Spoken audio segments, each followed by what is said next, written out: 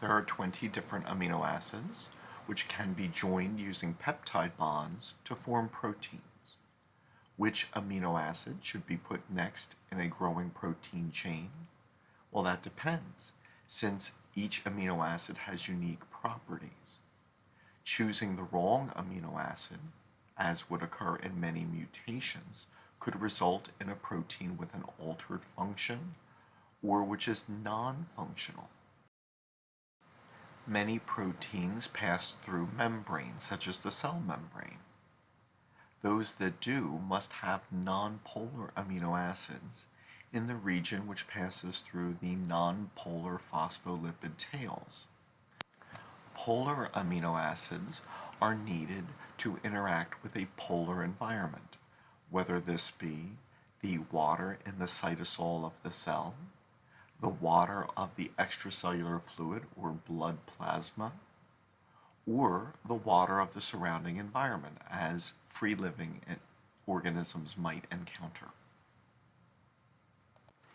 As proteins fold on themselves correctly, many regions with nonpolar amino acids can interact with other areas with nonpolar amino acids, and the same is true of polar amino acids. Inserting a nonpolar amino acid like valine for a polar amino acid like glutamic acid can cause the misfolding of beta hemoglobin, which results in sickle cell anemia. The tertiary structure of a protein is determined by the protein's ability to fold on itself as amino acids in different portions of the protein bind to each other.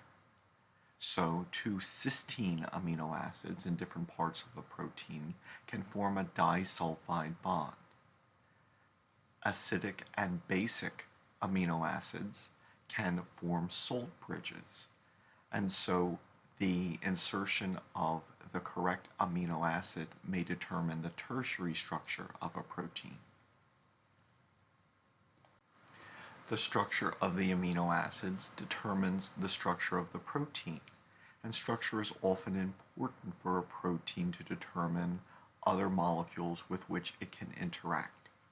For example, hormones must interact with specific receptors, so there must be matching surfaces between the hormone and the receptor. Enzymes possess active sites, pockets with very specific shapes, which allow the substrate molecule to fit so that a chemical reaction can be induced. Antibodies must react with very specific antigens so that the body can fight against an invading microbe, but not attack cells which possess the proteins which are appropriate for the human body.